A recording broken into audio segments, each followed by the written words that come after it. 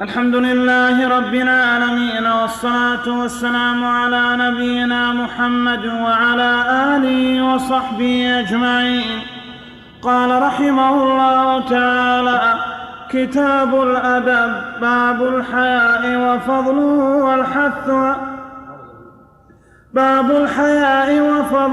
والحث على التخلق به. وعن ابن عمر رضي الله عنهما أن رسول الله صلى الله عليه وسلم مر على رجل من الأنصار وهو يعظ أخاه في الحياء، فقال رسول الله صلى الله عليه وسلم: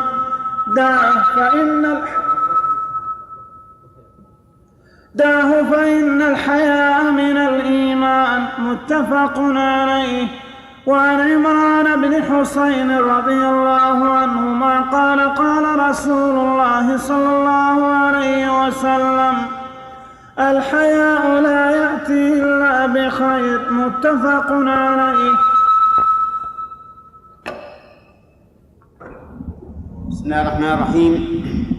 قال المؤلف النووي رحمه الله في كتابه رياض الصالحين: كتاب الأدب، باب الحياء وفضله والحث عليه.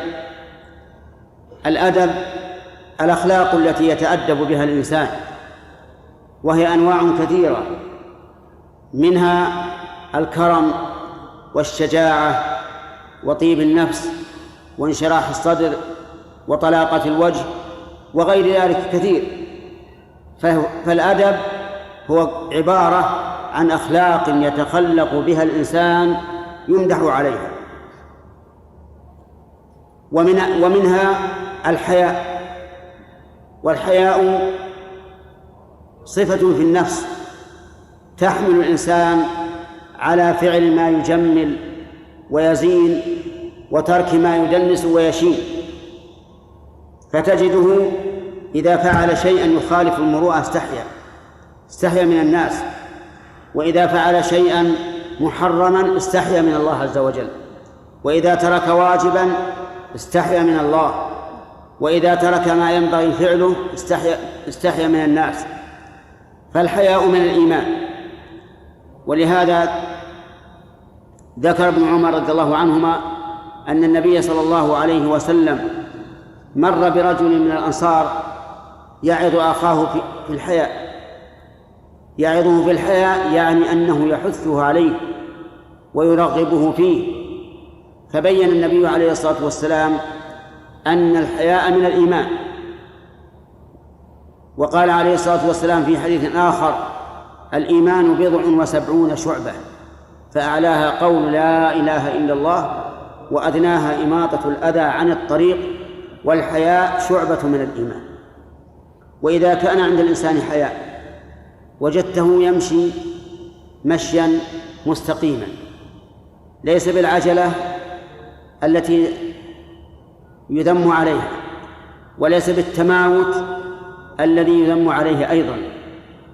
كذلك إذا تكلم تجده لا يتكلم إلا بخير وبكلام طيب وبأدب وبأسلوب رفيع حسب ما يقدر عليه.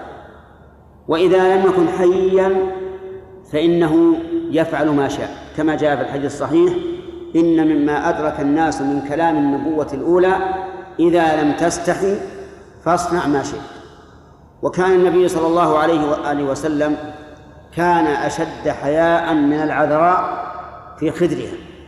العذراء المرأة التي لم تتزوج وعادتها أن تكون حيية، فالرسول عليه الصلاة والسلام أحيا من العذراء في خدرها، ولكنه لا يستحي من الحق، يتكلم بالحق ويصدع به ولا يبالي بأحد. أما ما لا تضيع به الحقوق فإن النبي صلى الله عليه وسلم أحيا الناس عليه الصلاة والسلام.